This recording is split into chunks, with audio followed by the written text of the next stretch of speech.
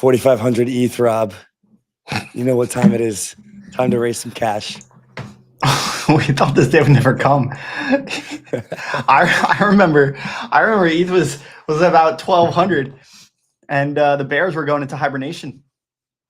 Well, I put out this tweet that I was like, man, like, if you think about it, 6 months ago, the Ethereum community was literally in shambles, infighting, going head to head, just absolutely bashing on Twitter. Solana was gaining traction. Hyperliquid had came out. You know, memes were hot. And then it's just crazy how 6 months have passed, and it's like treasury companies, ETH as a store of value, like Tom Lee, NFTs are back.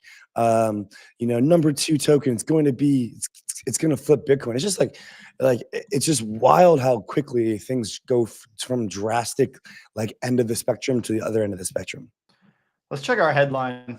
Maybe we'll get Red on speaking on this a little bit later, but I think, you know, it's not all like sunshine and rainbows for the Ethereum community. Although that is pretty true to the brand identity of ETH. It's 4,500. It is 4,500. Rob. We're gonna talk about the ETH L2 thesis a little bit later. Stripe launching their L1, Circle launching their L1. Yeah, man. For USDC. I went viral for that because all of the Ethereum people are super pissed at Circle or Stripe for not launching Ethereum L2. Of course they are. Of course they are. The other that I saw, like Base Carbon and Ryan from Bitcoin talk about is, you know, at least they're both using the EVM, which is bullish for the EVM's network effects. You know, despite these guys launching their own L1s, and there's trillions of dollars in stablecoin payments happening on chain every year. For Circle to then offload that from ETH, and I don't know if that's exactly what's going to happen, how much they're going to offload from the Ethereum L1, but if they're going to be using a lot of their own L1 for a lot of this activity, I mean, what is driving the outperformance of Ethereum here, would you say? Tom Lee buying absolutely trillions of dollars worth. like there's no answer. There's no other answer. It's crazy. We have a 6th stream today, guys. We're going to get into some of the market stuff in between guests, probably with some of the guests as well. First up, we have Not So Fast, an OG speculative miner, as what they would call him.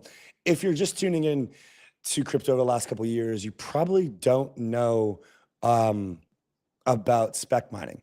Honestly, it's something that came before proof of stake even happened. So we're going to talk about that with Not So Fast.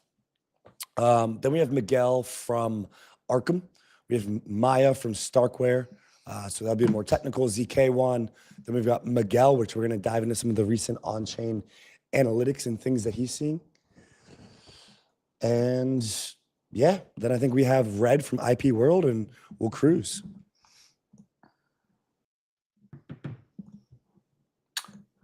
Very good. Very good. We're going to work through some any kind of technical issues. We're going to just blow right through those. Pretty stoked for our lineup today. Not So Fast coming up first here in a few minutes was part of the OG 2017 crew, which I was kind of the class of that crypto cycle as well. I think Andy was as well. And we were both following a lot of these guys pretty early on.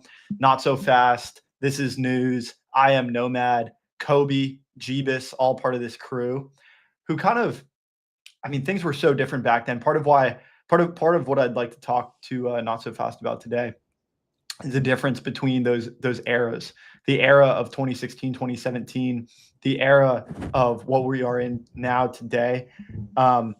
It wasn't all just spec mining back then. I mean, there was altcoins, right? Andy and I came from 2 very different backgrounds, even though we were both in crypto, and crypto is still much smaller.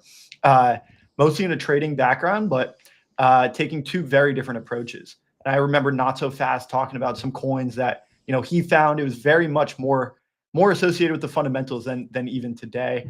Spec mining was almost the modern day yield farming, in the sense that, you know, all these tokens are paying their emissions to their miners. And so the big thing back then, obviously Bitcoin mining was kind of like the 2011, 2013 craze. And then upwards of 2016, you had all of these other proof of work coins launch. And that gave birth to the speculative mining era. Yeah, man. I mean, look, I'm pretty stoked. We'll get Not So Fast in shortly. Should be great. And yeah, guys. I mean, I think outside of the spec money, I'm just curious to understand his perspective, seeing the space develop as well in the way that it has, and how we're kind of thinking about the current happenings. Man, so question for you before we get Not So Fast on: do you think that they should have that Stripe and Circle should have launched their L1s as Ethereum L2s? Should Stripe and Circle have launched their L1s as Ethereum L2s? I think you got to look at what's to gain from the L1 versus the L2. L1, obviously, you have a lot of value accrual. You have a lot of MEV that they can draw upon. Even a chain like Circle that is entirely stablecoin payments. There's different arbitrage opportunities when it comes to stable coins, and not so much MEV, but that's more so from trading. I think you're going to launch on an L2 or launch your own L2 if you're trying to minimize your security budget and still tap into the Ethereum security budget. For a company the size of Stripe or Circle, they have the finances, they have the corporate treasury size in order to finance their own security budget. Yeah. And so I think these guys are more so focused on customizability. These two L1s, even though they're both for payments, could end up looking very differently depending on their validator structure. Do they want to go with one security budget or the next? Yeah. Look, it's going to be an interesting race. I mean, I'm not sure exactly how it's going to play out. We got Not So Fast in the background. Let's get him up on stage into the stream. Not So Fast, good to have you, man. Been a longtime follower. I think Rob and I discovered your account together in the library in university in like late 2016, early 2017. So good to have you, man. Oh, thank you for the welcome. It's so you've been subject to a pretty long arc of kind of the tail end of spec mining and into kind of whatever's going on now. So thanks so much for the welcome. It means a lot for me to be on here. Thank you. Absolutely. It means a lot to have you on, man. We were just kind of saying you're part of that 2016, that crew, the I Am Nomad, the Jeebus, Kobe, Kobe's kind of achieved like kind of this otherworldly status, up only did really well. But I consider you guys all part of the same crew. Like those were the OG guys back then. And I got to say, I learned a lot from you guys. I didn't spec mine myself, but when it came to picking winners and losers and looking at the fundamentals, things back then were much more closely associated with the fundamentals. And I think a lot of those lessons still ring true today. And one of the things we wanted to talk about today was kind of what's changed. Like, what was it like back then? If you could kind of give us a portal into the 2016 world, I think you could do a better job than Andy and I could. Like, how would you describe 2016? And then, we'll contrast that with the era here and now.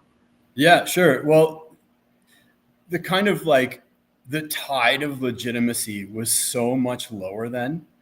Like we'd come off the pump of Bitcoin to USD at the end of 2013. And it was, a Bitcoin's like $1,200. And then it looked like throughout 2015, Bitcoin would just be between $200 and $300 until it died forever. And Ethereum took a lot of people's Bitcoin and then just kind of had a pre-token trading on centralized exchanges. But unless you were really looped into the Ethereum ecosystem, it was just another cash grab that people weren't really working on. And to most people's accounts, it was just something else to trade. The survival of everything, Bitcoin and everything worse than it, was not guaranteed. Most people didn't know or care. The price wasn't going up at all. And so it was just a place, it was much the same, a degenerate place to play as the current kind of meme coin market. Maybe like there are some parallels with that, but you had more, I guess, believers in the fundamentals of technology, and you could experiment with stuff directly. Like you would have to download a wallet executable and try sending like shielded or anonymous payments yourself, or like try to amass a certain number of coins and run a elevated status master node in a network, and see the fundamentals for yourself and convince yourself that they were any better than just kind of the narrative that they were proposing. So much smaller, still pretty degenerate. You had, I think, a little more pie in the sky belief, but some of those things that were pie in the sky have played out, I know, beyond my wildest dreams, like institutions buying Bitcoin and Ethereum and even like Litecoin and other stuff is crazy to me. Like, I don't believe it. And had you talked to someone back in 2016, as you guys would know, that would be unbelievable to imagine back then. Well, that was kind of like the meme back then, right? It was like the institutions are going to come and buy your bags. It only took, what, 9 years for it to actually happen? That is a long time. But like at the time, it felt like never, it felt like, am I deluding myself by like investing my time and effort and sometimes money into this stuff? Yeah. Dude, so what was some of your best plays back in the day? Like you found a coin through, like how did you find, so today we have Pump Fun, we have Twitter, we have like people going on, block explorers and like trenching hard and trying to find, through different Telegram bots and different Telegram apps. You've got like all these ways of like sniping coins and like, bundling things, and like it's absolutely exploded into a whole nother world. But back then, like, how would you find your next potential play? What were you like looking for? And like, what were some of the best or biggest plays that you had from spec mining? And like, talk us through it, like the process. Sure. Okay. So for specifically a spec mining play, discovery then was so much simpler and so much slower. You would go on the Bitcoin Talk forum, their kind of tertiary altcoin board. I think the number was like 159.0. They barely tolerated altcoins and altcoiners, but they wanted just a place for it all to happen. So you would have alerts set up for new coin announcements, and that would actually work. Like you would get an email about a new coin announced or something, and then you could quickly verify like the source code related to GitHub yourself and everything. So a really good play would have been right at the start of 2016. There was an announcement by a dev called 7hacks, with the E's changed to 3s and the A changed to a 4.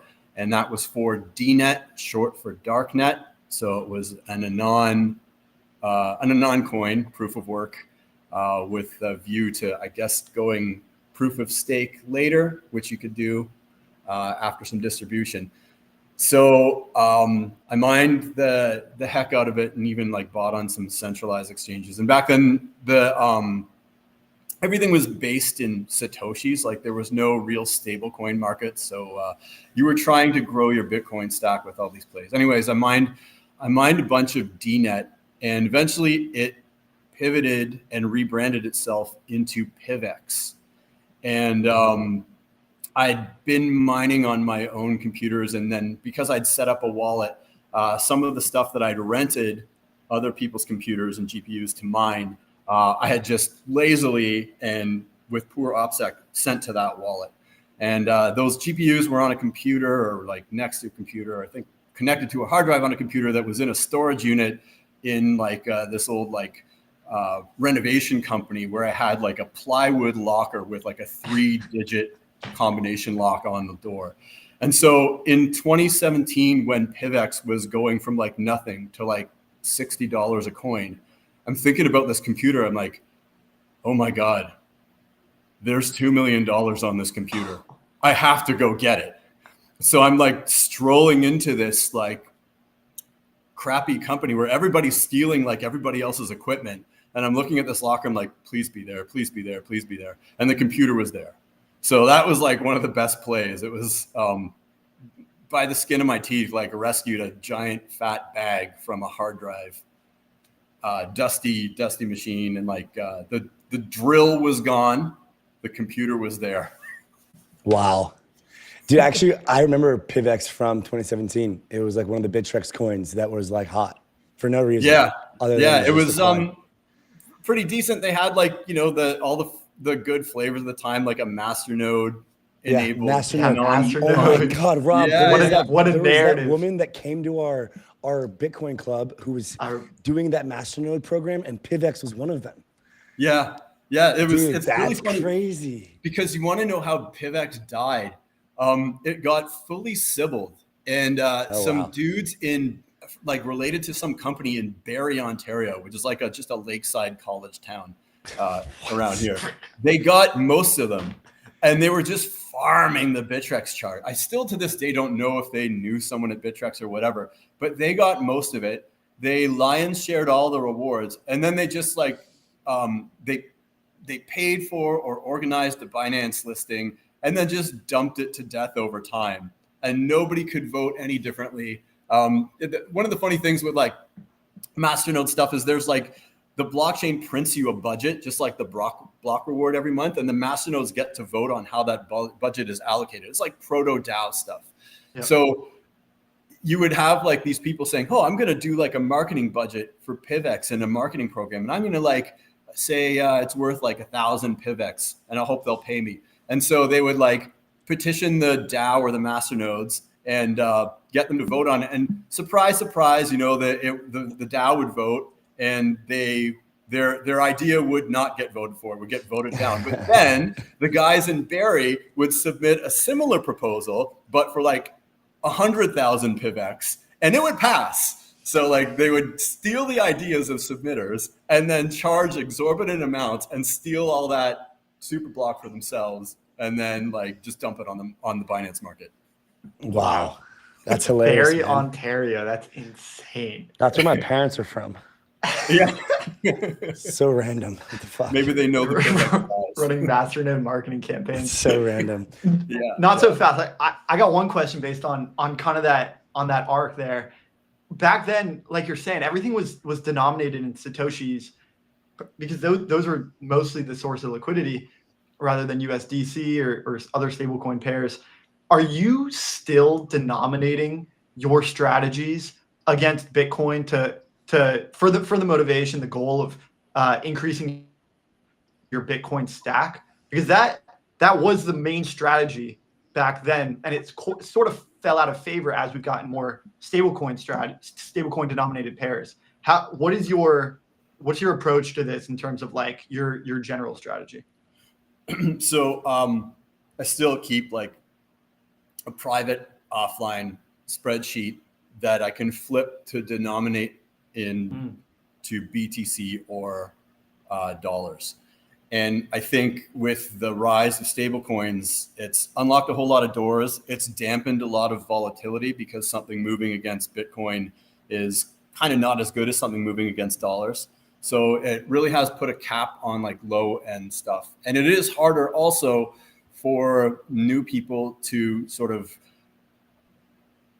force their own mindset to denominate in Bitcoin, because the strategy still should be that if you're not going to outperform Bitcoin with a trade or with like a long-term play that's like venture-like or something, you probably should just be buying Bitcoin, or you should just be putting half of that investment into Bitcoin and half into the venture.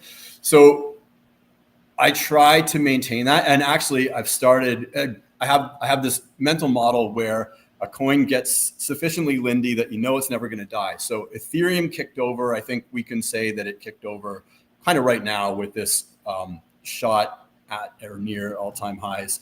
And I believe Solana is going to be next there. So I have ways to flip my portfolio into base Ethereum and base Solana too, to see what I'm kind of, what everything is profitable relative to. And I still do look at dollars, but if I make profits, it's got to go into it's got to go into Bitcoin or one of those. And then I kind of reweight the mix depending on how well I think each is doing relative to the other. So that's the way the strategy's changed. But it still is, and I think not enough people make it when they should, all about Bitcoin as your denominator. If you're not outperforming Bitcoin, the kind of thing that's leading the Lindy charge, then you should really be re-examining. Yeah. I think that lesson has been learned again this last 18 months, right? With the Bitcoin bull market, Bitcoin dominance bull market. What's funny is that everyone learns that typically at the time when Bitcoin dominance is reaching its peak, which was like in the last few months, or at least for the short term. It's just funny how everyone's like so bulled up on Bitcoin and like think alts are going to go to zero and die forever right before they kind of have their part of the cycle. Kind of looking into something of more current times. I saw you saw my post about Stripe yesterday, and today Circle came out and announced that they have are launching ARC, which is a L1 chain for payments, stablecoins, etc. What's your take on institutions launching blockchains for payments for bringing their customer base, from Stripe, from Circle, PayPal, etc., and launching these payments chains? And I think the lens of this question is, you come from a position, even just saying things like, offline spreadsheet, right? Things of OPSEC, of decentralization, of kind of like this, anti-fragility mindset. How do you look at the evolution of institutions coming into the space with regards to the core ethos and the reasonings as to why we're here? You know what? I like it because number go up, but that's sort of the water that we're swimming in. So that doesn't need to be said. Obviously, we can attack the methodology and say, well, it's not much better than a sort of internal spreadsheet reconciled across a few different departments. And the only thing that it has going for it beyond that is compatibility with existing on-chain stuff like bridges and everything. And I think the compatibility with stablecoins too is kind of the only reason that you would set up your own corporate chain. And like, who are the validators going to be? Well, it's going to be people that you handpick. May all be internal to this one company. Could they all collude and roll back the chain a bunch or stop new blocks from being produced? Well, yeah, they could. They're not going to. They're on the same side. So it's chain-like infrastructure. It's but everybody is able to sort of collude on it, and then you can get into the weeds on how everything works under the hood. And honestly, I don't really even I couldn't tell you what the difference is from ARC versus what Arbitrum is doing, and I almost don't really want to or need to know, because the impetus is to make it work like a normal blockchain, like everybody else expects, whether or not it is like a really centralized solution, because it is honestly underpinned by the less centralized stuff like Bitcoin, which is underpinning Ethereum, which is underpinning Solana, which is underpinning Cosmos and all that stuff. The more decentralized stuff being directly tradable with the slightly less decentralized stuff all the way down the tail helps keep the whole thing afloat. And to be honest, this is what outgrowth of the entire blockchain ecosystem looks like. Yeah. Into compatibility with slightly less decentralized stuff by chains launching their own L1. Well, an L1 is just an in-house compatibility module for other blockchain stuff, and especially stablecoins now. And that's really all it is. So it's okay. It's not okay from a cypherpunk angle, but the cypherpunk angle stuff is handled, and the rest is compatible, and that's all that matters. Yeah. And so with the rise of institutions coming into the space, with more favorable regulations being put forth in the US legal framework, these are things that, one, if you had talked about them being a reality back in 2016, people would think you were crazy. Now, this is reality, and typically these would be considered top signals, right? If we were looking at this, but it feels like a new paradigm. From your perspective, I'm curious, are these top signals? Where do you think we are in the cycle, if you will?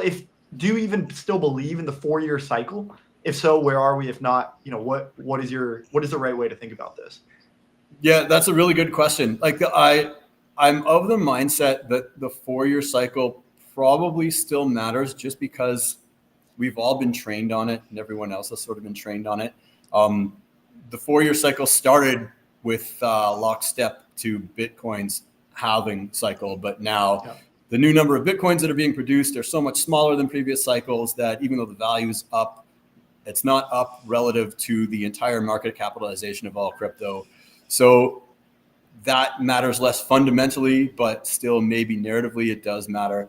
And I have to be honest with you guys, my wildest dreams were surpassed so long ago that I can no longer imagine. Like, my imagination's too small. I have no creativity left to predict how big things can get. Brother, we're bringing every asset on chain. Every single asset is coming on chain. Like that stuff. I need you to give me that idea, because I don't have it. Like, I can't wrap my head around stuff. Everything that I could wrap my head around is already like one-shotted me, So, so if I had to choose what top things are going to look like, it really has to be retail driven. And the reason why I don't think we're anywhere near the top now is that retail doesn't care. Retail is not involved, not interested. Everything that's going on right now is sort of the new crop of CT, which is CT plus a lot of Web 2 salary type people and startups and ventures and VCs and all that, just kind of in this mass, watching all these other institutions on board because they're chasing yield, and fiat's doing fiat things like denominator going to zero type things. And they're all sort of agreeing on a new Schelling point that, okay, we have to be investing in stuff that is on this narrative of underpinned by Bitcoin and denominator not going to zero and not being worthless. So I think once all those treasury companies are established, and then it starts getting into normie like pension plans, and everybody's super over invested in all these treasury companies, then at some point the over leverage that's happened to borrow to fund all this repurchasing is going to come to a head, and I can't really predict how. But there'll be some crashes, and there'll be some normies who bought the top using their apps because they're trading, and their AI agent is making those trades for them. And then we'll have some kind of crash. But I believe, and I would bet, that the crash that happens will still end up flooring a new bottom higher than we are right now. Like this, there's it feels like the new flywheels, the new institutional flywheels are just getting going. And when you see something like, you shake your head and you're like, how is this massive company and all this money doing what they're doing? Like resurrecting this old coin that I mined 12 years ago, for example, to make a treasury company based on something that I know was just made by some idiot on the Bitcoin Talk forums. That's a top signal to me, for example, that I can wrap my head around. Yeah, I saw we're not seeing anything like that yet. There's a bonk meme treasury company started. That was pretty good. It was small, but bonk's a big asset, and I feel like that's not as top signally as them really scraping the bottom of the barrel in the long tail. To like get some like 100 invested. mil market cap thing. Yeah. Are you just sitting on like a pool of dead coins now? Like that have zero liquidity or just completely fried? Like, oh my God. Like there are hard drives and USB drives of, I'm not exaggerating when I say probably 200 dead L1s of just chains that are never going to be alive again unless I kickstart them. Cause we, a few years ago, we figured out how to like restart a proof of work chain that hasn't produced a block in a few years. We figured out how to do that. Is there a point to it? Probably not. But maybe if like somebody really, really wants to grift off an old coin narrative, that's going to be a reality. Yeah, there's hundreds of dead proof of work chain coins just lying there dormant. There are many dead tokens, but that's a more popular thing. Lots of people have that story too. Yeah, I am a graveyard. For a while, my narrative was, well, if I'm the buyer of last resort, then maybe these things can have another bite at the apple. And in nearly every case, I was wrong, and my my net worth suffered for it, and my Bitcoin stack suffered for it. It was not the right move. So basically, you would have to like take the risk as to like, okay, where in the like, how do I want to use my hardware and allocate my basically my power, and that would be like the kind of risk that you would take outside of obviously like, you know, investing in or you know, trying to sell at the right time or whatever it is. But it was more about like you could either be mining Bitcoin or mining other coins, and kind of like the trade-off would be that you know, the spec mining plays would pay off much bigger.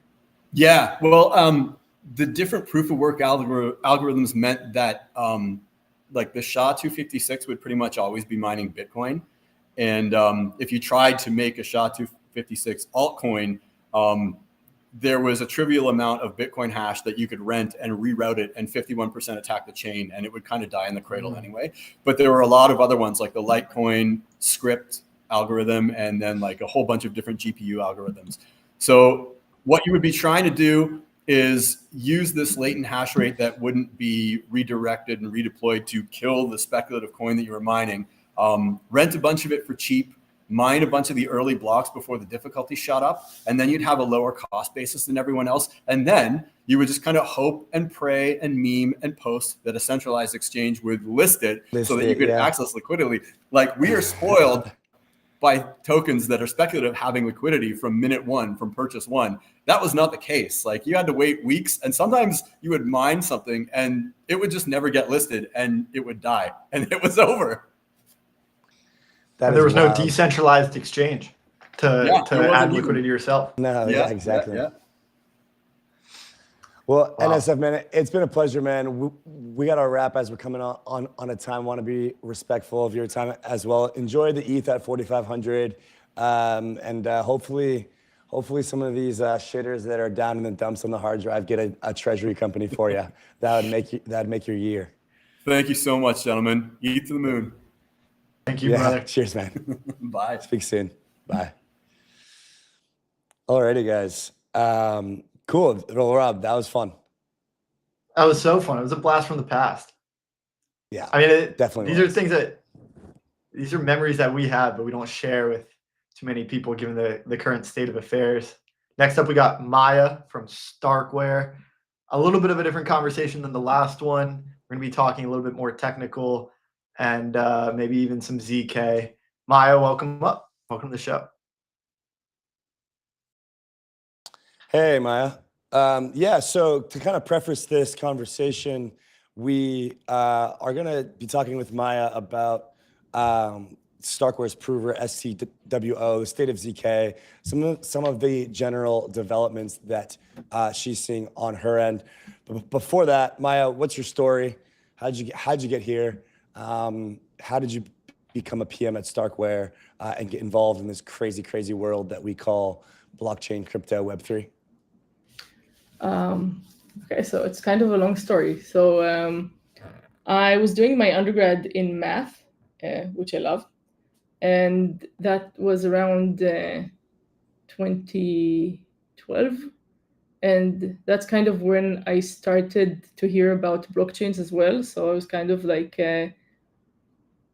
reading a lot, but not doing a lot about it. And then I continued with my math journey, and I did a master's as well. And then I moved to my PhD, and I thought that I wanted to find a subject that's kind of more both practical and uses all the skills that I learned along the way, and is also very interesting, and kind of has a lot of like room for innovation.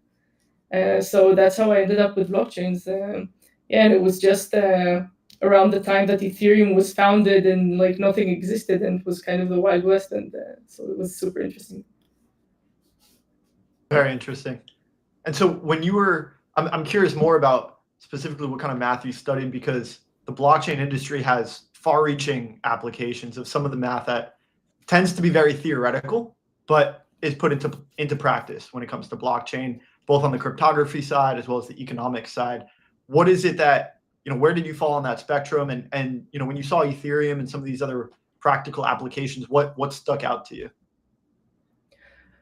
So I started out in pure math, and I was especially interested in combinatorics and probability theory and graph theory. And so when I was just getting into blockchains, a lot of what people were talking about was actually the protocol level stuff, like security, decentralization, liveness, and that's a lot of graph theory and probability theory. So I found that fascinating. And there were the Bitcoin paper had come out, but it wasn't really a conventional academic paper.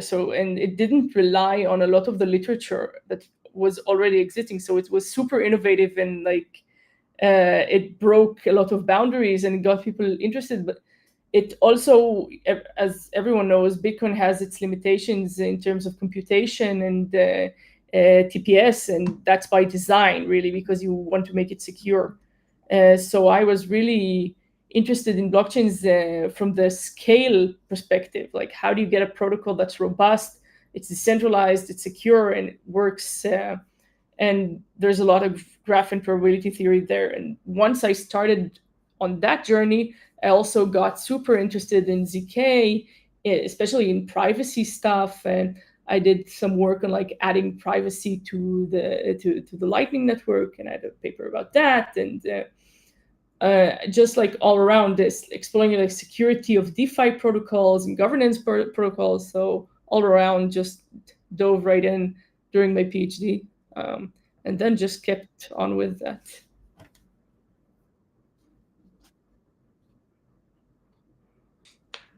Yeah.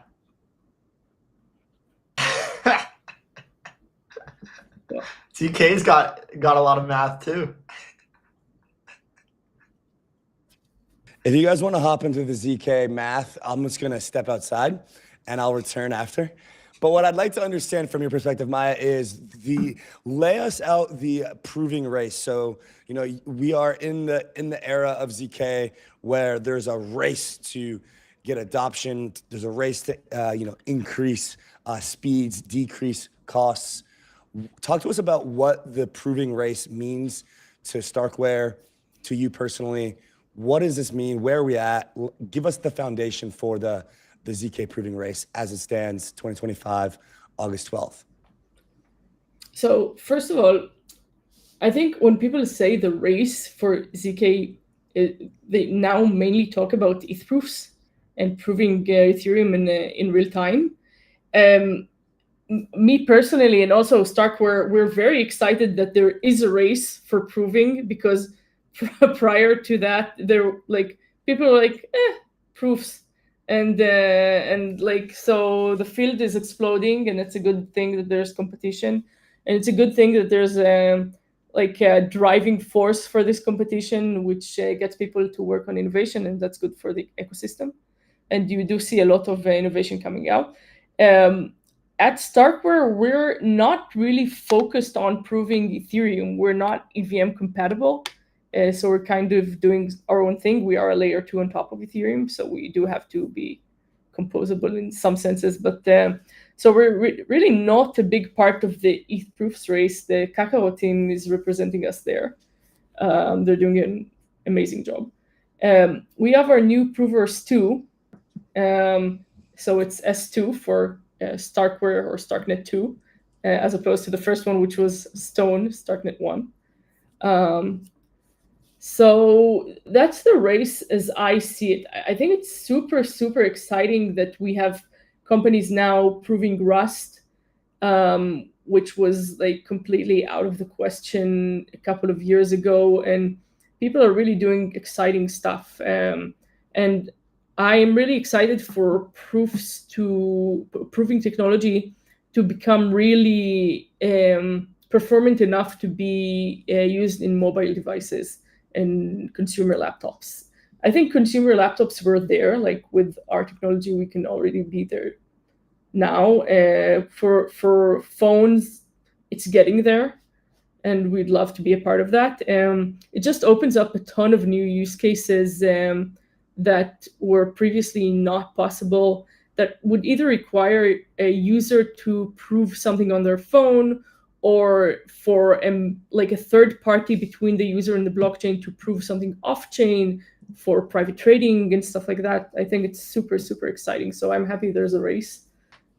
Yeah. Yeah, absolutely. There's been pretty exciting launches of on Starkware, on Starknet, extended. I think Perps protocol launched pretty recently. And so when you're looking today, at the application, they launched today. Shout out to Extended. There we go. Shout out to Extended. Launched today. Go check it out. And so when you're looking at some of these financial products, some of these applications, and you're looking at the capacity for ZK, I'm actually curious about what you said about consumer hardware when it comes to ZK.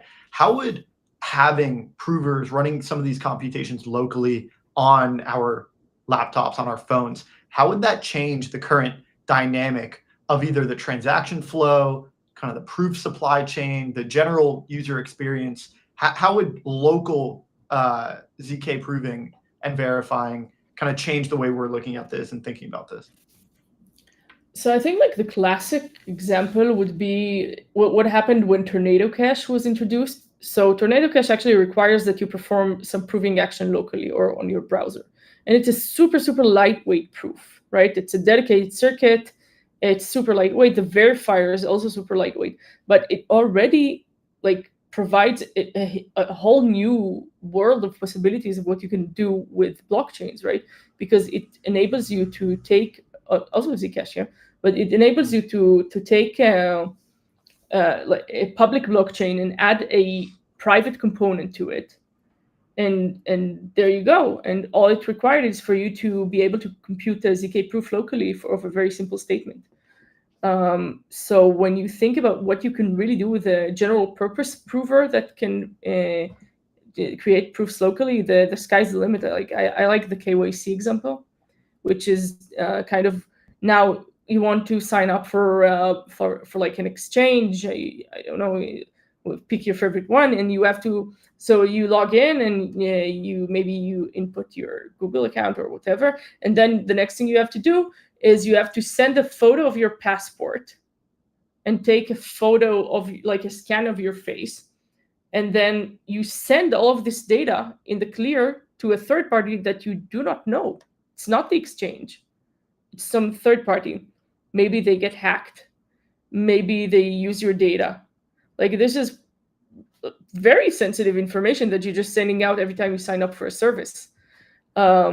So what you can do with client-side proving or local proving, and this is like a very well-known example, the ZK Passport are doing this, then you can take a photo of your passport, and you can prove, like, attest is the right word, that you took this photo with your own phone camera.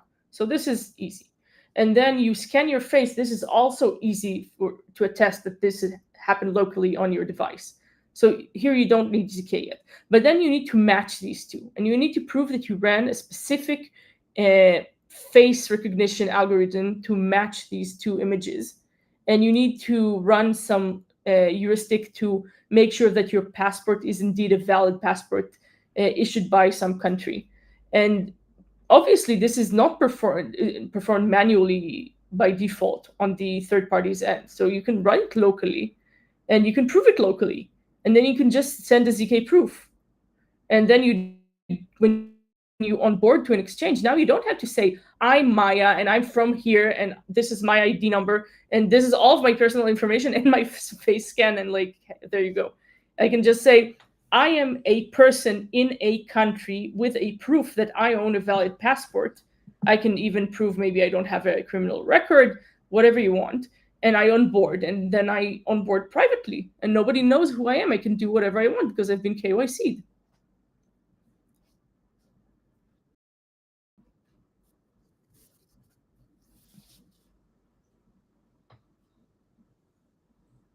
as an entire like service, that like don't trust, verify idea is huge. But this is more like rather than even not trusting and verifying, how about like don't share, but have the ability to have access to these services and have this verification happen without needing to share. And again, this is like the best explanation for ZK at large to people who are somewhat familiar, trying to learn, trying to be kind of familiar.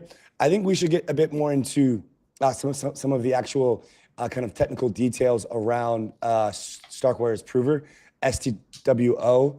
I'd like to understand the current state of this prover, what the main use cases are that you guys are seeing outside of kind of this previous example. What's the proof cost to maybe generate a proof for a single L2 block, or we're close with the balance team. They're trying to prove the entire Ethereum consensus.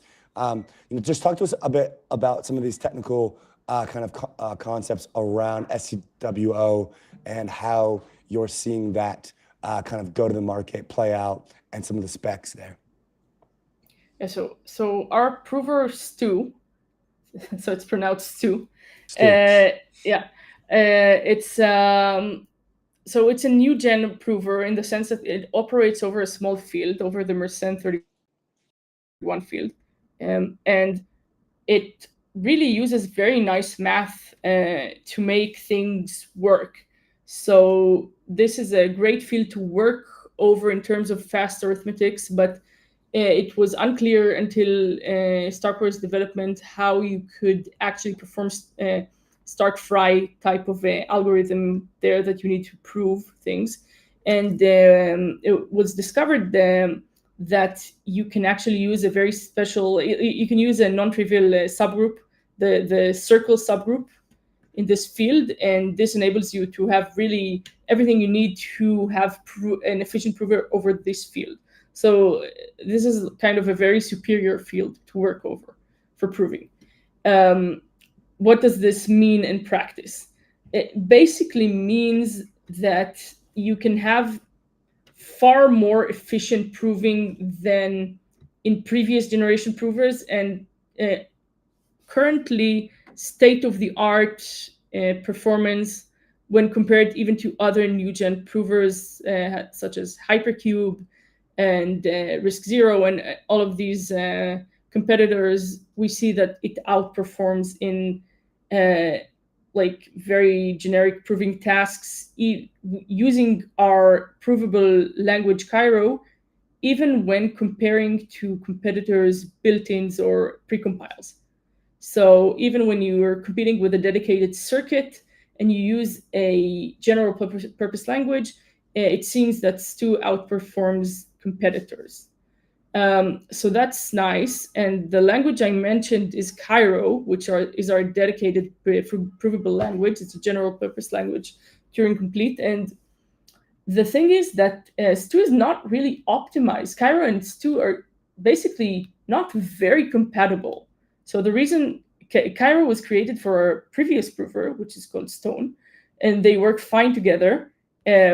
But now Starknet is already written in 𝘬𝘳, and smart contracts are written in 𝘬𝘳, so Stu has to prove 𝘬𝘳 to prove Starknet. So we built an entire library of errors for proving 𝘬𝘳 with Stu, but actually this kind of holds Stu back from achieving maximal performance. So there's an ongoing project by the Kakarot team, which we're supporting, which is called 𝘬𝘳𝑚, which is basically a brand new language, and it's optimized for this small field. And so it's basically, it's a new VM, it's new errors, new everything, and it just flies in terms of proving time. And I think the last time I checked, they were able to prove Fibonacci 100,000 on an iPhone in 2 seconds, which is kind of crazy. And not using a dedicated precompile. It was 𝘬𝘳𝑚 code. So that's kind of really impressive. So that's kind of the things that we can expect from Stu if people or if we or others decide to optimize it for client-side proving. And it's, of course, open source and anyone can give it a go. So yeah, that's where stu is. And I really hope that people adopt it and use it widely for client-side applications. And like the sky's the limit for what you can do with ZK today. So yeah. Yep. I've got a few questions, but I think we almost lost Andy talking about finite field arithmetic and subgroups. So kind of bringing it back to like the applications here, right? There's a lot of big words. We have the optimizations that you're talking about. And you mentioned that it is very performant on general tasks. You could increase the performance even more if you were to optimize it. Yeah. And obviously we want to see, applications adopt this ZK program. Are there any applications in particular? Maybe it's the perpetual exchanges like, that we saw extended launch today. Maybe it's other types of applications. What would you say are types of applications? If you were to even give a shout out, right, to a couple projects that are fit for this particular ZK program, what projects would those be? So I think perps are a good example. So as you all know, like everything's public when you use DeFi, right? So you have some trading strategy and you have to expose it when you trade. But if you don't want to expose it, then you can use proving, right? So you can have an operator over platform run code off chain. Users submit their bids. The operator executes them in a provable language, then computes a proof, then only submits the proof on chain. So the next state is proven, but the strategy of the trader is proprietary, right? So it's hidden. So that's like a huge DeFi application, I think. I also think there's really nice application for proving that have nothing to do with blockchains as well, right? So for internet security or KYC or all of these things. And you can have things that combine these two. Like you can have now anonymized on-chain registries that you can use ZK proofs to prove that you are part of. So you can prove that you are a resident of a state. You can have this registry on-chain and you can have it completely encrypted, but you prove that you are part of it, and then you don't need anything else, right? Using ZK, because you have some secret issued by the state that only issues these secrets to a person that lives on state and is registered. Like a lot of applications like this, I think, are super, super exciting. Like, and you can think about like anti-spamming or anti-phishing tools that utilize ZK and the blockchain somehow. So you can have a company register each address in its domain on a public blockchain account, and then you can verify ZK mail proof type of situation in your browser with a Chrome extension that queries this registry to see if the person that sent you the mail is actually registered to a domain and if the signature matches. And so there's like really a lot of like a broad spectrum of things that you can do. I gotta ask, when it comes to the actual like state of the performance increases, what are you seeing right now over the last like 6 months? And then what do you expect for stu and other kind of ZK technologies in general? Really what I'm trying to get to is like, what we've heard for so long is that it's so close, right? It's just closer than ever to being total rivaling the speeds of like either optimistically proven systems like fraud proofs or just general blockchain consensus environments. When do we get to the point where it's no longer close, it's here? And how far have we came in the last 6 months? Where do you expect in the next 6? When do we reach that point? So I think like there's a few questions hiding here. So obviously proving will always be slower than execution. It's just bounded like from below by execution, because you have to execute to prove. But I don't think that's a right question necessarily, because the paradigm of a provable blockchain would be that one person proves, and then everyone else just verifies a proof, which is very fast to do. So it's not that everybody now needs to re-execute everything. So you drop a lot of execution, and instead you do more on the prover side, but this is one entity doing the proving. So I think in that term, like in those terms, we're already there. Like StarkNet has the capacity to do, I know of 100 TPS, but like I think I would guess even at least 10x with Stu now. And so I don't think that's a blocker anymore. I think it exists now, and you can just do it now. In terms of other things, I do not think the technology is the blocker.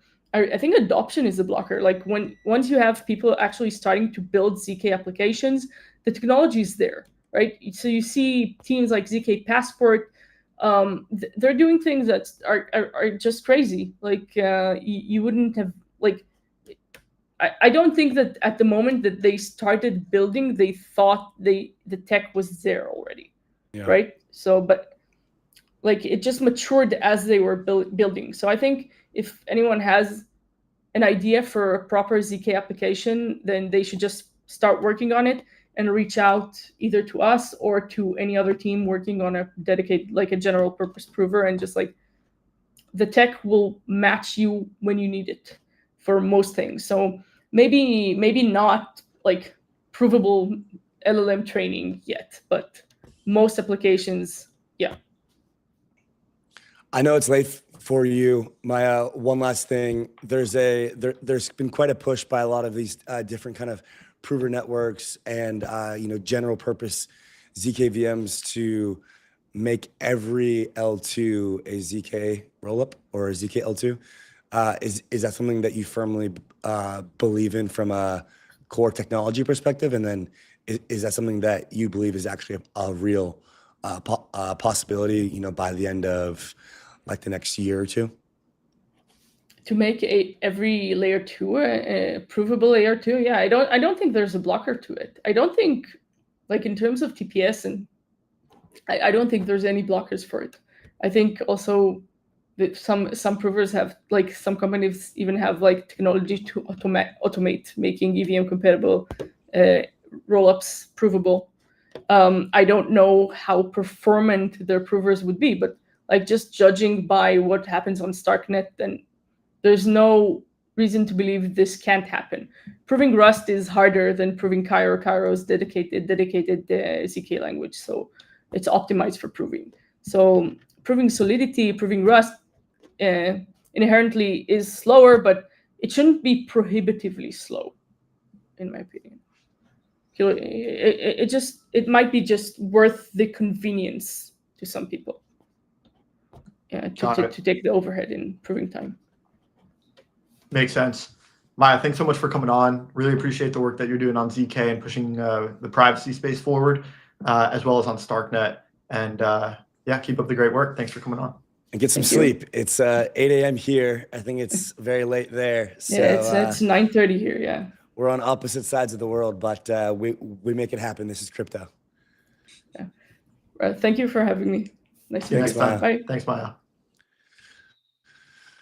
Rob, let's have a look at some of the mania that is happening in the market. Do we have mania? I think we do. I'm gonna pull up this tweet actually as we're waiting for Miguel. I think up next we have Miguel coming up. We're gonna wait till he jumps in, but there's I want to pull up the Circle blockchain tweet and just talk about that a bit more. Because I think we didn't get enough time to really talk about it. So let me pull this up and go over it.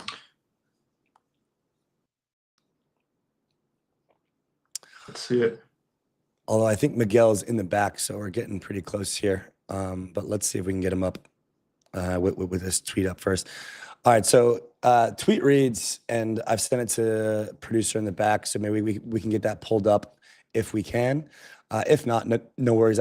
I'll just go ahead and read it. Introducing Arc, a open layer 1 blockchain. Arc is designed to provide an enterprise-grade foundation for stablecoin payments, FX, and capital markets applications. The EVM-compatible network, which I think is the key that a lot of the Ethereum people were excited about, features USDC as its native gas, of course, along with an integrated stablecoin FX engine, sub-second settlement finality, and opt-in privacy controls. Arc will be fully integrated across Circle's platform and services, which will Andy, can I pause you there? I just on the EVM expected to launch in fall. On the EVM note, this would have been a good question for Maya, because how excited should we be about the EVM compatibility? I think depends on what we heard from Justin Drake and Vitalik about this snarkification of ETH.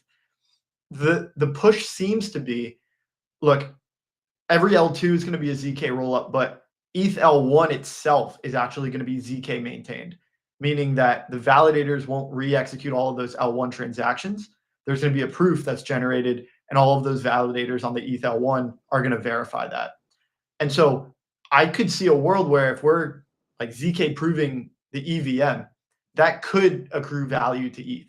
But that's just a theory. I would need to ask a more, someone from the EF. Or I just think it's like the network. ZK. No, it's just like a network effects thing. I think like Base Carbon put a quote tweet on my Striped tweet and was like just basically being bullish on the EVM. I just don't think that really actually makes any difference in the immediate term, but it has a longer term it has a longer term impact on Ethereum's network effects and price. But it's just so obvious, like some of these biggest payment companies. There's actually one thing that I think is relevant here outside of the EVM, but it's so obvious that these institutions are choosing Ethereum, which is that Circle mentioned that there was an opt-in privacy part.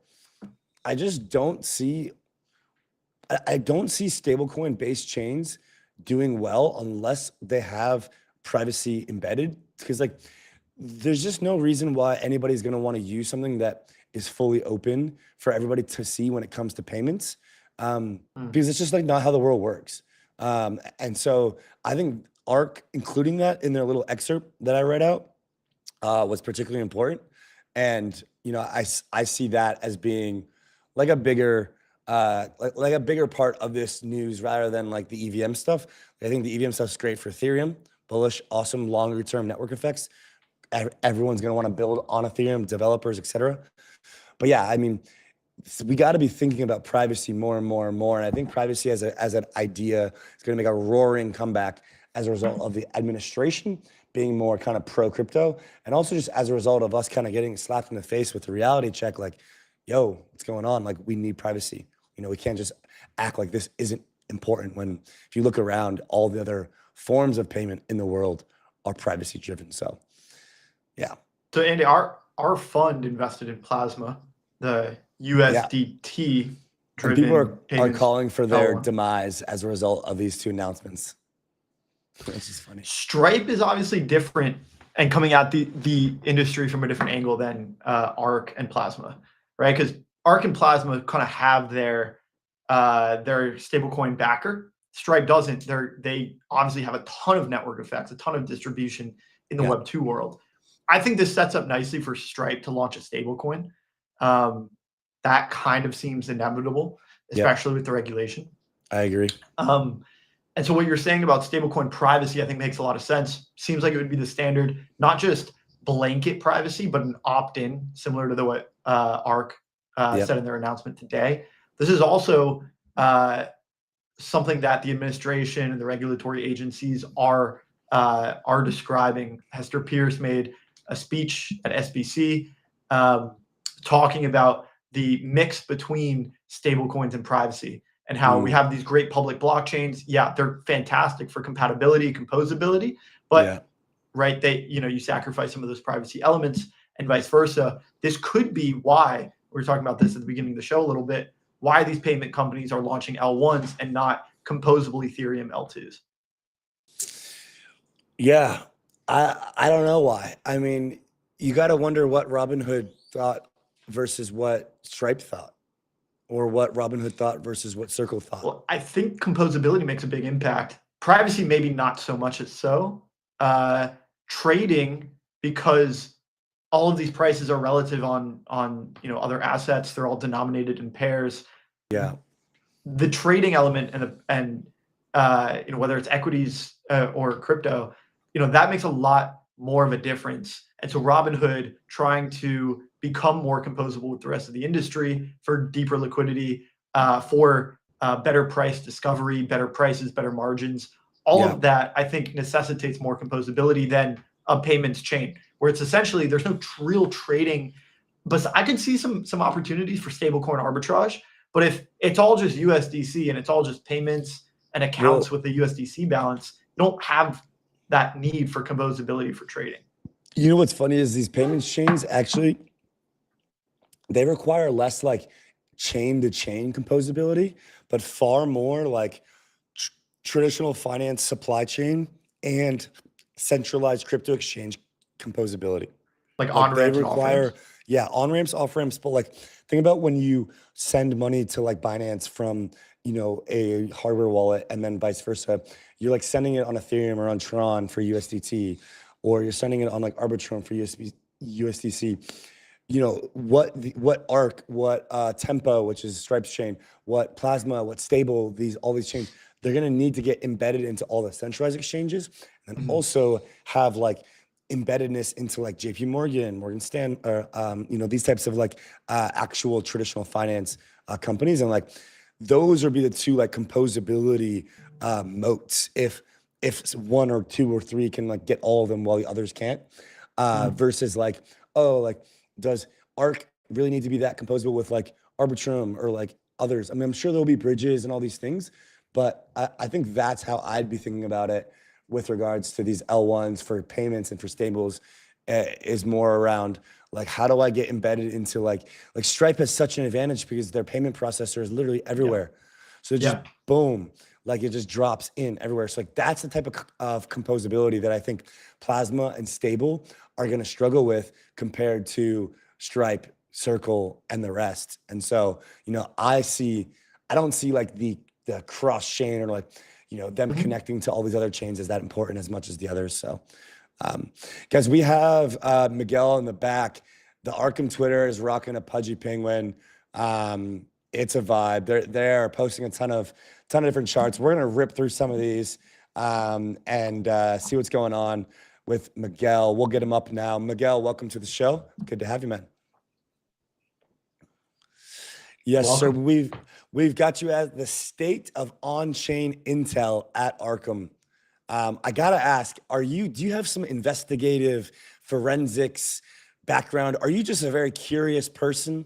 How did you come to the idea of like, look, I want to start this company where we just open up this, what they call actually the dark forest in Ethereum land to everybody. Kind of give us some of your background, what inspired you to start Arkham, and then we're just going to jump right into it. Yeah, absolutely. So no, I don't come from a forensics background, though. Given everything that we've built so far, now I kind of do. The reality is, when I was in the crypto space previously, working on a stablecoin project, I faced a lot of the same issues that people have today in terms of what they want to see out of the blockchain. So that means actually wanting to know, for example, what the major players in crypto are doing. That means market makers, institutional funds, hedge funds, whales, etc. You want to see what they're doing, and you want to know what's actually going on, who's buying, who's dumping. These are sort of like the forever questions of the crypto space. The same questions that people were asking 10 years ago, they ask today. They want to know what's going on in exchanges. Is my money there? Is it not? Are people buying my coin? Are they not? And are things going to go up or down? These are kind of like fundamental, never-ending questions of crypto. And so the question before was, how do you do that? How do you actually know what's going on? And for me, the key was looking at the on-chain information. Obviously, many people can go on an exchange, try to look at the order book, understand what's going on. They can look at the news, they can look at social media, but really the footprint of the patterns of movement of crypto are all recorded on the blockchain and will be forever. And all of the information about what has ever happened on chain is recorded forever, which means that we are able to take it, analyze it, and then produce very useful information and insights for the world to be able to use. And so that's what we decided to do. And that was born out of my own need for the services that we ended up creating ourselves. Yeah, it's awesome. Yeah, I mean, all of us, I mean, if you've been around in 2017-ish, even into like the 2020 era, it was very much like Block Explorer based, right? I mean, there was some kind of these like data companies, but it was very, very, very like you're going to be looking through hashes and clicking different buttons and tracking things. And now we've got a whole, I think like the big change was like this visual mapping, like rather than like numbers and letters and amounts, like putting these things into like visual, like mappings, I think completely changed the way and like the ability for people to actually like understand how blockchains work. And then also kind of like what's happening under the hood. Yeah, absolutely. So I actually, to put it into perspective, I think that we have gone through several different iterations of data analytics in the crypto space. I think in the very beginning, there was none, right? So you had to actually go on chain, run your own infrastructure or node, and then read the raw information that was coming off of each block in order to understand what was going on. As you accurately pointed out, let's call that kind of a V0. Yeah. I think V1 was then kind of like the, blockchain.com for Bitcoin, Etherscan, of course, for Ethereum, and all of the Etherscan derivatives for the different types of networks and layer ones that exist that are sort of EVM based, or even not in some cases, like in SolScan. And that was kind of V1 where, without needing to run your own node, you can just look at a website, and you have the ability to look at what's on chain, but without any labels. So you're just looking at the raw information of what address sent to which other address and how much did they send denominated in the cryptocurrency itself. Later on, obviously, they then started to add pricing. So then you can see, oh, okay, this guy sent $10,000, but you have no idea who any of the people are. Yeah. I think we then kind of pioneered the new era of data analytics for blockchain in particular, where then we introduced this idea of being able to search for activity by name of an individual or an institution or an exchange without necessarily needing the address. To use something like an Etherscan, you would need to have the contract address. You would need to have, the 0x or the transaction hash, something to, some sort of a grain to start with in order to get what you're looking for. With Arkham, I can just start with a name or with a token and slowly unravel all of the information that I need and that I'm looking for. Without even needing a head start or any kind of hunch or inkling of what's going on, let alone a transaction hash or an address. So we actually enable people to be able to go both ways. You can go address to name in order to identify what's going on, or you can start with the name and then look at all the addresses. And so I think we kind of made it significantly more user-friendly, significantly more accessible, and way more free for people to be able to actually understand what's going on chain without necessarily needing to be ultra sophisticated or already know what they're looking for. Well, that's me, left curve tapping in, who is grateful for products like Arkham. Nice hat, by the way. That's a sick hat. So why don't we talk about what's actually happening on chain then? I mean, like what else would we do here? These whales just bought over $200 million of ETH. One tweet from Arkham. Next tweet, this guy bought 9 figures of ETH yesterday. Okay. Former ETH billionaire, 7 siblings, is selling ETH. So it seems like a lot of the activity right now on chain in terms of size and scale is on Ethereum. You guys have been tracking a lot of these ETF flows. I think a lot of these DAT flows. Maybe let's start there. What has been the process like for tracking these treasury companies?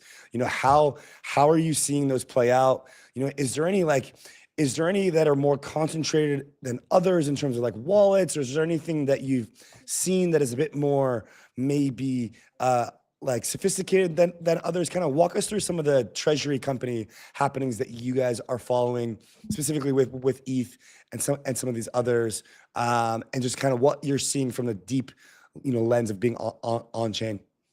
Yeah, absolutely. So I think there's a bunch of stuff going on chain right now. Obviously, we had that tweet about Vitalik becoming a billionaire again, Yep, which saw people thought that. was pretty funny.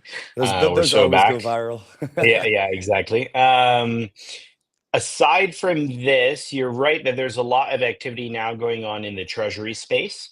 Obviously, we started out, kind of focusing on Bitcoin because those are the ones that were most kind of popular to begin with. But now the Ethereum ones are the ones that are getting the most traction. And to be honest, I think that a lot of the information that we use in order to track those is actually coming from, just being able to look on chain at who the people who are making the largest transactions are in general, sort of period. Because in a period of 1 week or in the time span of, a couple of days, it is really unlikely that there would be, so much movement of Ethereum, on chain. It is really unlikely that an individual out of nowhere will just go and purchase, 500 million, 600 million, 900 million of a particular cryptocurrency that quickly. It's just, it's super unlikely. And so I think in general, what we're looking for is very abnormal movements of large amounts of cryptocurrency on chain in a pattern that actually matches these kind of treasury company or reserve movements. And these are patterns of accumulation that are different from the types of movements that you would see from a market maker, for example, or from a trading firm, or even from an individual whale who's trying to accumulate cryptocurrency. They're very different. And so once you start to detect and look at all of these different patterns, you start to become aware of, okay, this wallet looks like it belongs to an exchange. This wallet looks like it belongs to a market maker. This wallet looks like it belongs to some other kind of trading firm. And whenever these types of wallets do XYZ, that actually means that it's a treasury company. And so this is something that we've also kind of learned and over time begin to track. And we see more and more of them coming online. And then based on their public reporting or information that exists about them online, we are then able to say, oh, this is, X treasury company because they have, ABC filings, or they've said this particular type of information online, which matches the behavior which we're seeing on chain. So that's generally the way in which we kind of go about the identification generally of the type of wallet that we're looking at and the kind of on-chain activity that we're looking at, and then how we specifically then say, okay, this is that type of treasury company, or this is this particular one. There's I remember back, I think it was Chainalysis back in 2020 was sort of building out this directory, like the yellow pages of crypto addresses, and and they were using it and kind of selling that data. When you guys are building this out, you're kind of open sourcing it for the culture, right? And so yes. I'm curious, like, you guys are open sourcing that subscription cost, but yeah, for the culture of Miguel's business, right?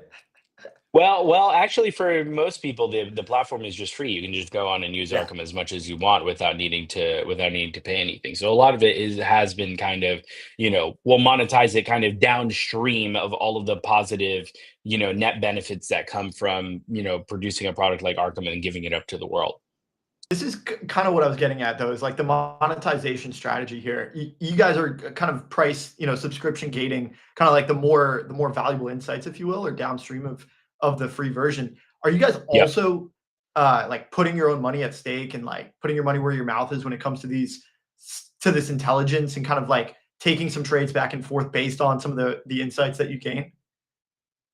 Well, to be honest, in that sense, no, we don't actually trade ourselves as a company, or me as an individual. I'm not really a crypto trader. I'm more kind of, focused on actually providing the infrastructure, and then you can use our data for whatever you want, which is a whole bunch of different reasons. Some people use it for trading, some people use it for compliance, some people use it for investigations and research and due diligence. And, there's a whole kind of menu of reasons why somebody would want to use the Arkham Intelligence platform. That being said, we are still putting our money where our mouth is, where, you know, even if we're not necessarily trading based off of our information, it costs us millions of dollars a year to run a platform like Arkham, right? We need to hire engineers, we spend money on compute, we spend money on data storage. There's a number of different things that mean that, you know, we have expenses related to every single chain that we decide to integrate, and all of the work that actually goes into, you know, labeling all of these different types of wallets. It's not free, and so in that sense, the business is investing money into making sure that the information is accurate. Because if the information is not accurate, or we suck as a product, people will stop using it, and so we don't get any value back. Whereas now we're getting value in the form of community, in the form of brand, and in a bunch of these other kinds of you know, really interesting ways, where, you know, now we've become one of the major players in crypto with respect to kind of being a source of truth that people trust and go to in the industry to figure out what's going on. And again, downstream of that, now that we have kind of grown as a company, we've just become, you know, one of the main places that people go for information, and so obviously that has a bunch of positive benefits. Yeah, yeah. I mean, and I imagine that the customer base has varied, right, from individuals to organizations. I actually had an old college friend hit me up and say, this was like 2 days ago. He texted me. He's like, "Yo, what do you think about Arkham?" And I was like, "Oh, I don't have a sub, but I know it's, you know, solid and it's good." He's like, "Oh, well, my company is subscribed to it." I was like, Oh, "Oh, that's nice. cool." So like, I imagine Absolutely. that you guys have like a varying customer base, right? And Yes. then I also imagine that, and I've seen that you guys have taken like AI, right, and like integrated AI into the product as well, Yep. for, you know, a variety of use cases, as well as launched perps and kind of like a trading platform, which I imagine the thought was like provide information, give people a idea, allow them to trade on it, same platform, similar thought. What is next for Arkham? What are the next features that people want?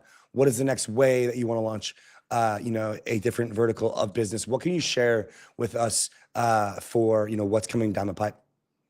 Absolutely. So I think in terms of kind of immediate changes and things that we're intending to add and do, we are currently building out a mobile app, which will be very helpful for a bunch of people in crypto who obviously don't necessarily use or even own computers, right? There are a number of people, especially in Southeast Asia, who, you know, they don't necessarily have a, you know, high-powered laptop or desktop where they're doing this research and trading. It's all just happening on their phone.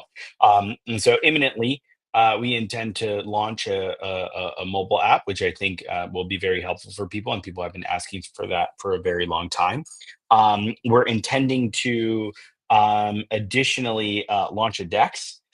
So we will Sick. be adding more kind of decentralized trading capabilities to the Arkham platform generally, which will allow people to obviously have significantly more access to tokens without, you know, necessarily going through a kind of centralized process, right? They can just access whatever exists on the blockchain, and it's more in keeping with the nature of, you know, the crypto ecosystem, that people will have significantly more freedom with respect to what assets they decide not just to research, but also to trade, swap, or, you know, whatever it is they want to do with them. So that's also super promising. And coming down the pipeline, additionally, we're obviously still continuing to work on new AI products. We launched our AI Insights feature a couple of weeks back, which has been a hit and people really like. And this is just, again, a way for people who, you know, being even a bit lost or not necessarily knowing what they're looking for, being able to come in and actually get information about what's going on chain directly from the platform, based on signals of things that are either abnormal or really interesting or very large, in a way that is automated, such that people can then go and then, you know, Arkham itself can give you a crumb, you know, a string to tug on, to then begin unraveling more of a story of what's going on chain. And then from there, you know, maybe the investigation gets interesting. You come up with a trading thesis, or it just kind of generally allows you to understand more about what's going on in any of these crypto ecosystems. I got maybe a long shot. Like, is there, obviously we talked about, institutions, retail buying, selling ETH. That's a lot of the on-chain activity happening right now. In recent weeks, is there any information or intelligence that you've gained through Arkham that has kind of flown under the radar? Like, maybe didn't really get picked up too much, and it was kind of an insight that piqued your interest, but the rest of the community, for whatever reason, kind of didn't really focus on it too much? To be honest, all of the stuff that we find, even remotely interesting, we post online. Yeah. Like anything that we think like, hey, this is cool or this is worth looking at. Even if, you can kind of think about our content strategy and what we've put online into a few different buckets. Obviously, there's the stuff that everyone's talking about that's super interesting. Like, okay, Bybit just got hacked, whatever. That's the kind of thing everyone's going to be talking about it. It's going to be all over the news. We're just providing supplemental info in a way that is already kind of being talked about and people have already chimed in on, and we're just tagging along, right? And those are the kind of blockbuster sort of viral stories. Then there's the stuff that is actually produced by us without any kind of external source. So, for example, we posted about that hack that we discovered, which we think is the largest theft in human history of Bitcoin from a Chinese miner. Yeah. And we posted that, I think it must have been 10 days ago or close to 2 weeks ago at this point. And that was something that we discovered on our own, broke that story. And, it took off. It was viral. It probably has like 1 million views on it or something like that. But it's something that came organically from us without an external kind of source coming onto it. And so those are kind of interesting. And then we have the much smaller stories, which are just interesting things on chain. This guy got sniped, or this person, sold X amount of ETH, or, Y person is currently underwater on their trades on this, perp dex or something. And those are also quite interesting. But generally speaking, our strategy has always been to share as much as possible of what we find kind of interesting within the space without necessarily holding anything back. And most of the time it ends up getting some attention. Man, I think that having the ability to use on-chain data as a process for what you're trying to do in the space when it comes to investing, trading. I mean, it's not even an edge anymore, but it's just like an additional step of process to be looking at tracking wallets, be looking at what people are doing. And I think that what you guys have built is going to keep kind of scaling into this full intelligence platform for probably nation states around the world, big corporations, family offices, et cetera. So, I think you're probably scratching the surface of that now. And I encourage you just to keep pushing that forward, and would love to have you on again in the next couple of months, closer to the end of the year maybe, and see Absolutely. where we're at, and see if we can try to figure out in this mania phase that we're kind of in, kind of what the whales are doing on chain. Absolutely. Well, thank you very much for having me. Yeah, man. I appreciate it. Thank you. Thanks, See you soon, Miguel. See you next time. Cheers, man. Alrighty. Rob, what's the state of the on-chain? Well, everyone's buying ETH, I'll tell you that much. Yeah, go check out Arkham. We got our last and our final guest, Red, from IP World, from a small token, #Larry, not financial advice. We're gonna talk to him about Larry, about IP World, what's going on over there. Rob, how you feeling, man? Feel great. I'm here. Yeah, it's the afternoon here. It's 3 p.m. We're back, right? I mean, today's Tuesday. I'm back in the studio. We're dialed. We're ready to ramp up. I think we're ready to enter the roll-up bull market of our own. Yeah, I'm looking at the waves. Looks absolutely epic. Can't wait to get out there. Just so stoked to surf. Tell us a surfing story. You've been in Hawaii for a few days, maybe going on a weekend too now. So this past weekend was the biggest waves in the South Shore that I think that they've seen in multiple years. I didn't even paddle out on Saturday at the main breaks. It was just massive. Yesterday we got some sick ones in the morning. It's probably like head high, or like maybe like a little bit overhead. But honestly, I've just been getting worked, like getting my paddle strength back, and just getting back in the field of play.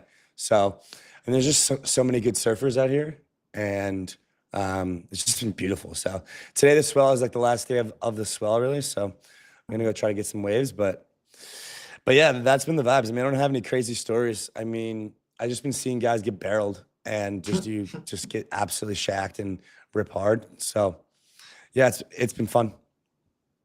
Sounds great. We're gonna get Red up here in a little bit. Yeah, I think we got him. I think Beautiful. We're ready. Let's get Red up on stage. How's it going? It's good to have him. #Larry's in the building. Hell yeah. Good to be here. Yeah, man. That milady's something else. Oh yeah. It's one of my favorites for sure. How are you guys doing? Do you have a collection, bro? I just have 2. Sick. But I was pretty picky with them. Dude, we're doing well. You know, bull market's on. Can you feel it or what? Yeah, it's definitely coming back, man. I think people never know what the hell's gonna happen, but things are looking good. Also, especially on the story side. Yeah, with the treasury company and more. I mean, dude, our goal for today is to educate our audience as to whether they should invest in IP World or not.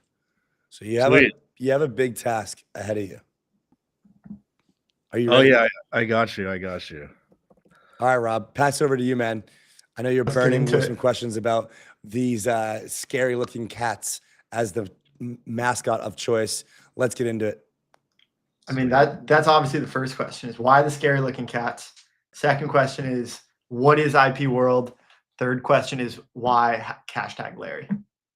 Gotcha. Great questions. I guess I'll start with the first one. Why the evil black looking cat? You know, I think back in like 2021, it was like all about, you know, dogs. It was like peak dog meta. And I do think we're seeing like this cultural zeitgeist sort of change into cats. And so I'll tell you more about IP World in a bit, but like when we were thinking about the first sort of big runner for story and like the first really good partner, we wanted to find someone who really sort of like cultivated that bottoms up IP monetization narrative. And so Evil Larry is actually a pretty well-known cat meme. I think they won like #3 for 9gag meme of the year. But it used to come from this other meme called like Scary Stories, where they would basically narrate different like fictional fantasies of like the most ridiculous just stories possible, and they overlay them with like the Evil Larry cat memes. I don't know the exact, you know, history, but now it's just getting really big, especially on Instagram and TikTok. They're doing like billions of impressions at this point, I think year to date. So, you know, Evil Larry is like, you know, the very first one. And, you know, I got to actually see the cat multiple times in person, and it's one hell of a cute cat, man. So that's kind of why, you know, Larry first up. And then, yeah, second question. I'm not sure if you gave any context on IP World or any of that. I guess I can do that. So like a little bit of background. I've been like in the space for like over 10 years, and I've always found that my passion sort of leans into trading, but especially like meme coins, because I kind of think like speculating on culture is a lot of fun. Sort of like front running virality is super interesting. And, you know, there's a long history on how I got here, but, you know, basically me and SY, you know, the founder of Story, established like, you know, a pretty close relationship. And I basically wanted to take all the problems I learned in the trenches, everything I thought was wrong with like broken incentives and like cultural asset selection. And I wanted to turn that and my passion, you know, into something differentiated and something that could bring retail into the trenches. And so IP World is a manifestation of that. And what it is exactly is it's a monetization platform for internet native IPs. And the way we do this monetization is we're evolving meme coins into licensable, we call them IP coins, that basically reward both creators and the communities. And so talking about like, the problems before, I kind of see two big issues in like the existing meme coin space. The first one has to do with legitimacy. So if you remember, Peanut and Chill Guy, almost all of these like biggest runners are usually community members ripping off of existing viral internet IP, launching something, and then giving the original creator basically like no fees in return. And that's why, Peanut, they ended up like, suing Binance.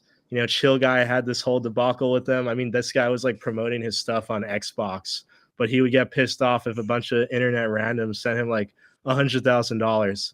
And so a lot of it's like, lack of education, but also like there's no legitimacy layer for bringing these guys on board. And then the biggest problem, the other one, is like the broken incentives. So like right now, right, Pump, Bonk, I think most launch pads do this. If you launch a token, all the creator rev share goes to the token deployer, which they usually call the dev wallet.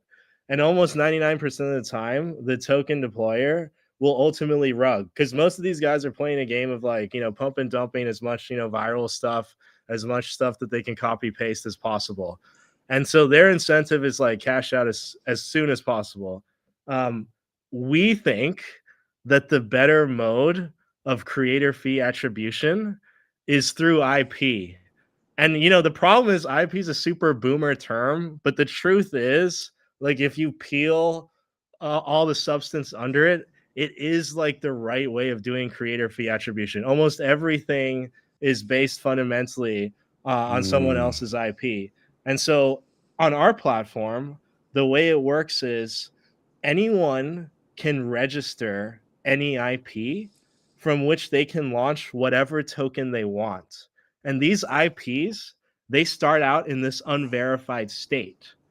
But if the original IP owner ever verifies ownership of their IP, and we have a whole process of this, which involves like communities identifying who the owner is, our internal moderators then doing our own investigation, and then some more advanced like OAuth process using TikTok or X. But basically, once these IP owners come on board and verify the IP, they then get 3% of every token deployed under it, vested over a 3-month period. And so like the high level goal here is like these IP owners should be the #1 holders and #1 evangelizers of all the tokens deployed through them. And then on top of that, to prevent, negative sell pressure, we also give them 50% of all of the gas token trading fees. And so that's sort of like our solution to better creator fee attribution. And then the other side of this, and you can tell me to stop yapping if I'm going on. No, dude, keep going. Just drop the alpha, man. Okay, yeah. So the other part of this is like the community side. So right now, there's not many incentives either for community members to basically help market the coins they're a part of, besides hoping that, there's some long-term, push by the core team that'll give them a better exit, strategy. For us, again, my belief is that the ultimate way of gaining price movement for coins is virality. I think once retail comes on board, once the retail floodgates open, virality is going to be that key fundamental analysis indicator, because everything's going to be about the attention economy soon. But anyway, I just sidetracked a bit. What we're doing for the community is every week, and this feature is going to unlock next week, but every week, we're also sort of like Kaido, but for Gen Z internet virality. And so behind the scenes, we actually index all these different IPs that get registered on our platform, and we generate metrics for gauging virality. So if you go on our app, if you go to 𝘱𝘭𝘍𝑀, you'll see the overview section kind of shows how many impressions there are in total on X, what the momentum was on TikTok, what's the internal sentiment, as well as like what's the market, dominance. And so we package all this data and we provide these virality scores for giving you a sense of how viral the IP is. But most importantly, if you link your TikTok or your X account on our platform and you're actually posting about the IPs for the tokens you hold, every week we basically create a leaderboard of who has created the most impressions for the IP. And we basically airdrop to the top 20 to 50 participants or users 50% of all the meme coin fees. And so the whole incentive issue, we solve this by really first giving IP owners this flywheel that they can latch onto, as well as giving communities this other flywheel that they can latch onto. And I sort of call this like UGC 3.0. Like if you don't remember, like, back in the day, marketing was very different. And now you have this like new world of UGC where you see all these brands like commenting on TikTok videos and they're like, yo, can I use your video, to promote our brand? And they still have to like kind of go through an intermediary to get that approved. I kind of think meme coins, as much as people were bear posting about them a few months ago, I've always had this same thesis. I think once retail comes back on board, which it can with the right narrative around IP coins, legitimacy, and so on, I do think they can become a new way of sort of incentivizing these like UGC grassroots marketing movements. And so another way of putting it is we're aligning IP owners with their communities through this next gen monetization platform. I'll just go ahead and just make sure. I just think it's important to kind of frame this to make sure that we understand the mechanism, right? And so what we have here is that the world of generating these derivative tokens or IP tokens is open to anyone. Anyone can create these. The creator of the IP itself, for instance, like Peanut the squirrel's owner, right, can go verify himself or herself on IP world and claim their 3% of the is it all of the derivative token supplies? They get 3% of all of them. Yep, you nailed it. And basically, once they claim is when the vesting starts. Okay. So however many tokens we call them remixed, that's the word we're trying to evangelize. However many tokens were remixed under the IP, once they claim, they start this 3-month vesting process in which they get the 3% allocation. Got it. And you're indexing data from across all of these social platforms, X and TikTok predominantly, and you're aggregating all of that data into a virality score. And that's what speculators are speculating on. Is this virality score going to go up or down for this particular piece of IP? Exactly. That's the goal. To be completely transparent, I don't think people are using this yet, but that's the end goal, because like we're first sort of targeting these more like crypto native users. And if you're like, in the CT trenches, I don't think like TikTok Meta is back. It was peaking like October 2024. Like that was my favorite, with like, Chill Guy, Mudang, all that shit was amazing. I think that's going to come back. And once it comes back, like that's what I want people to be using these scores for basically getting sense of mind share of their IP and basically using it to gamify rewarding their communities.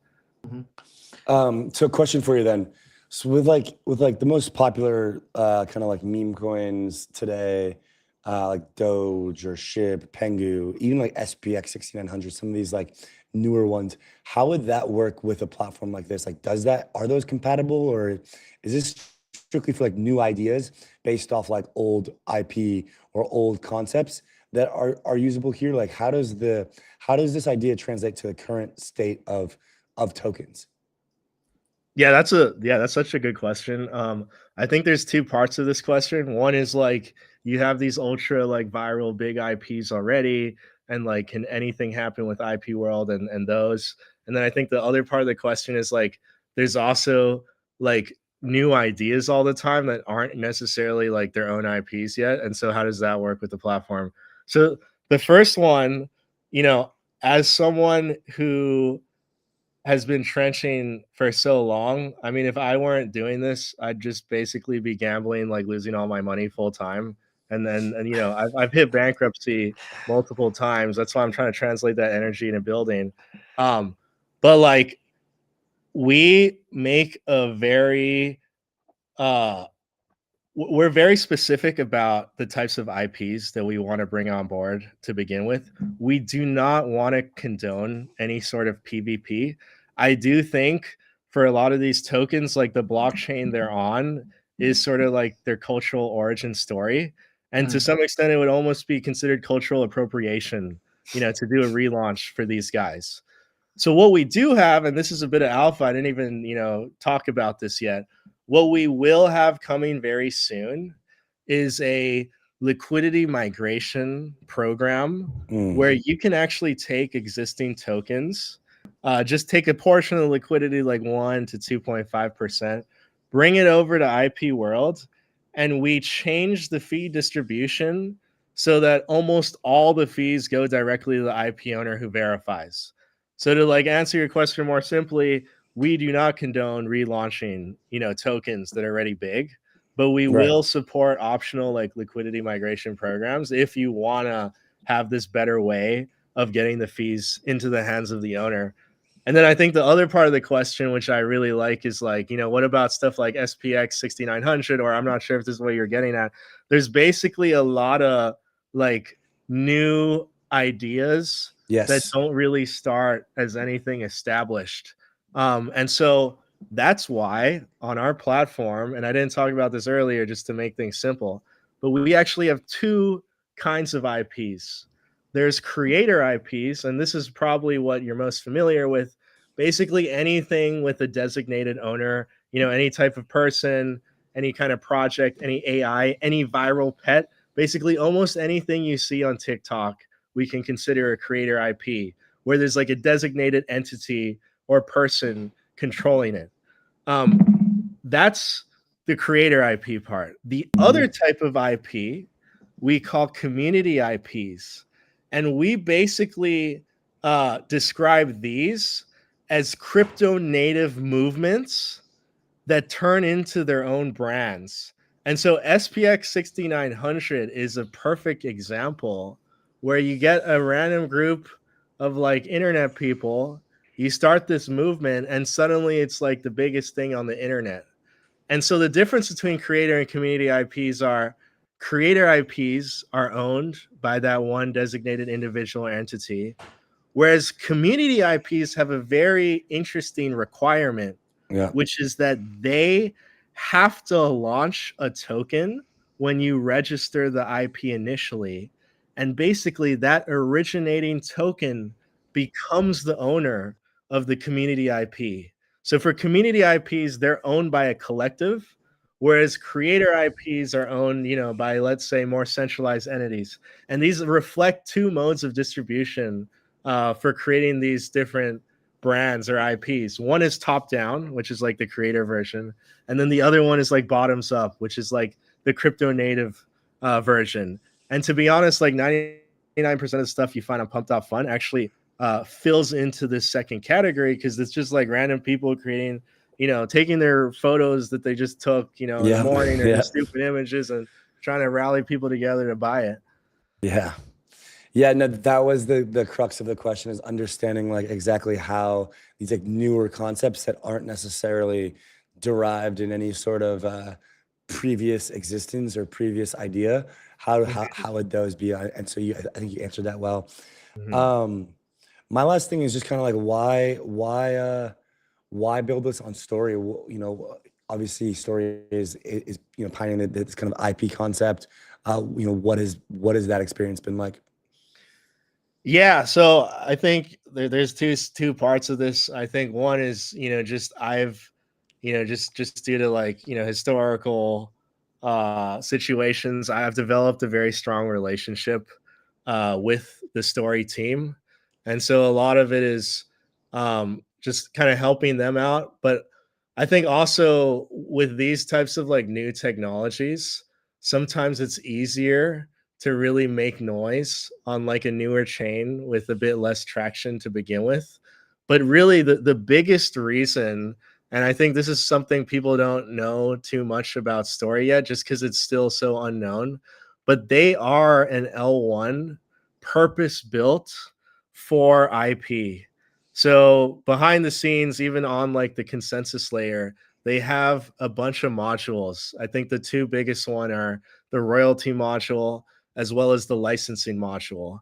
They've built out primitives that let us put on top of our tokens legally binding licensing agreements that can be actualized on chain and enforced in court.